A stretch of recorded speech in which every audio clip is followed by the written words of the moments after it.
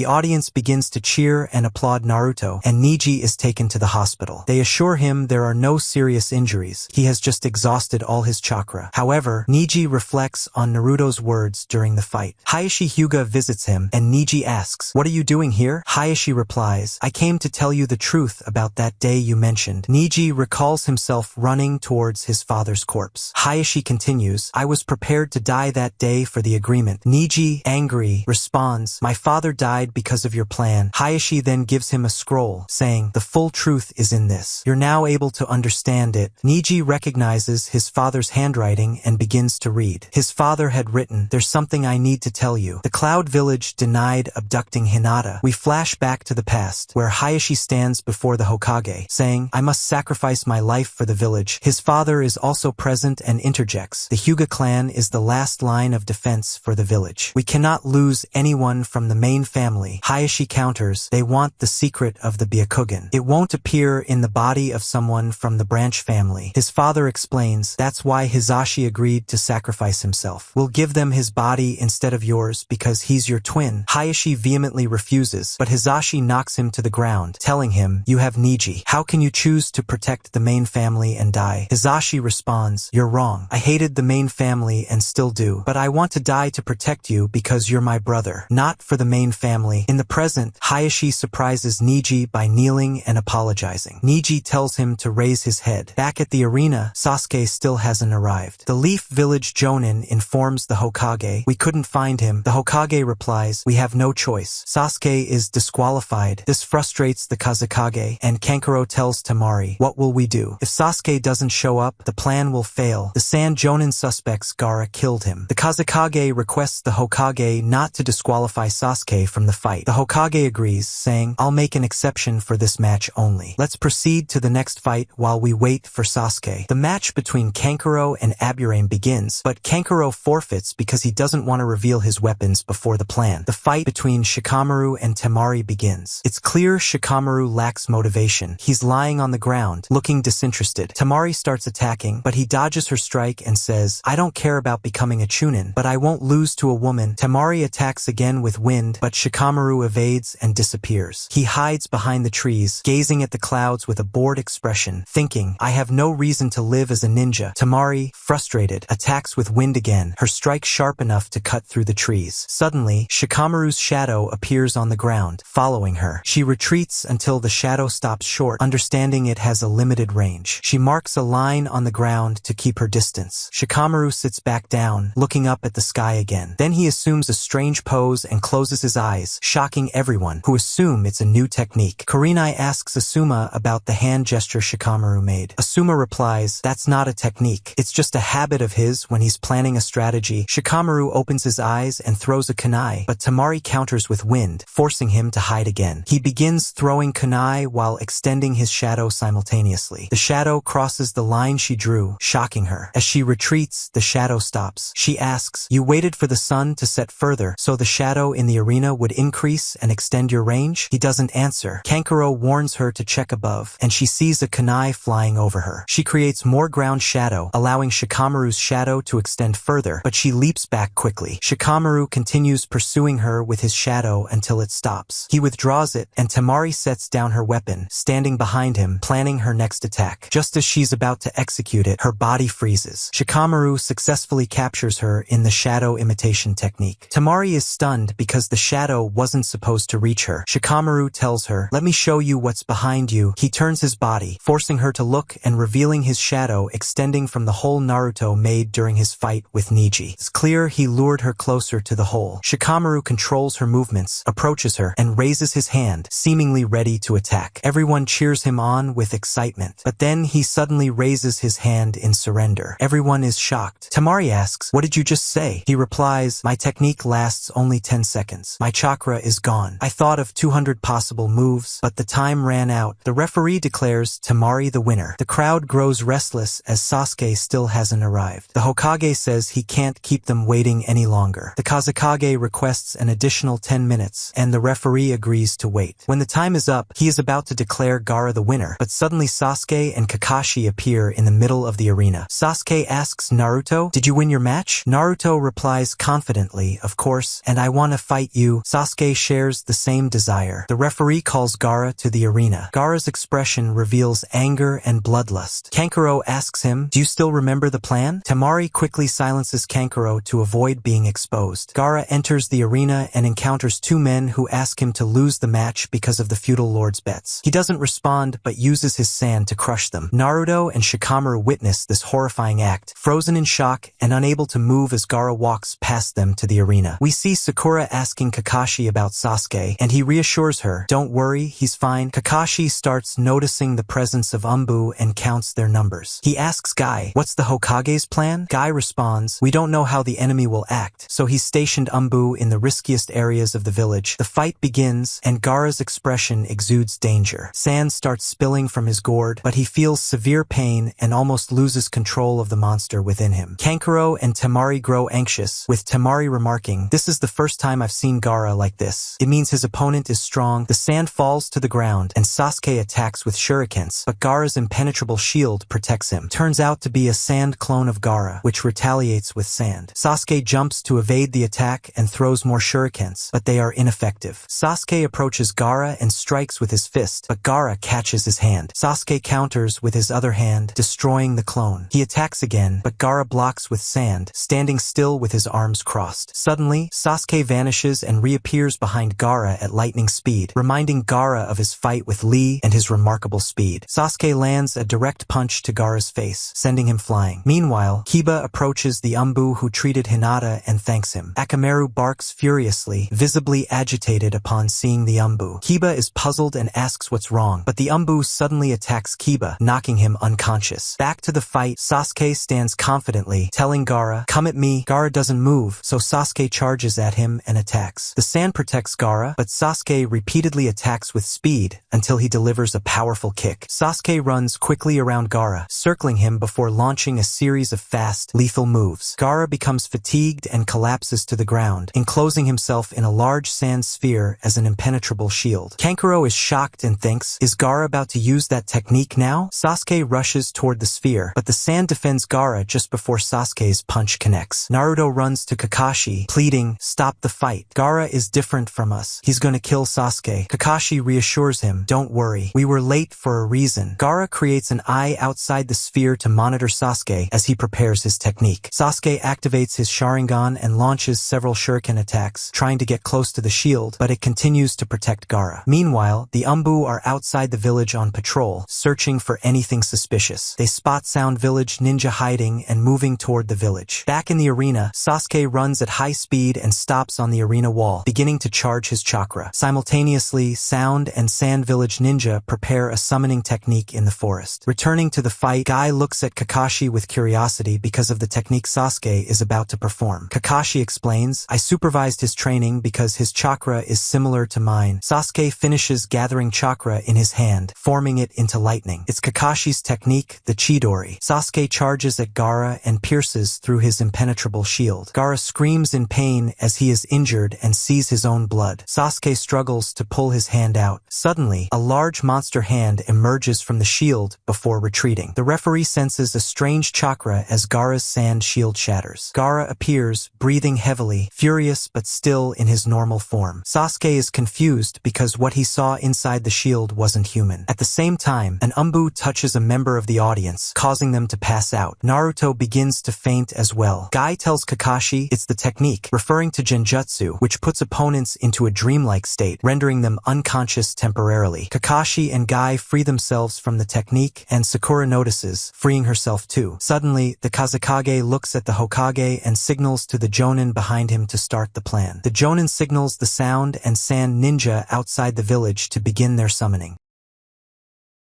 If you are excited to see the rest of the story, just get down to the comments and show me your enthusiasm. Don't forget to hit the subscribe button and turn on the notifications to get all the new videos. That's all for this video, and see you next.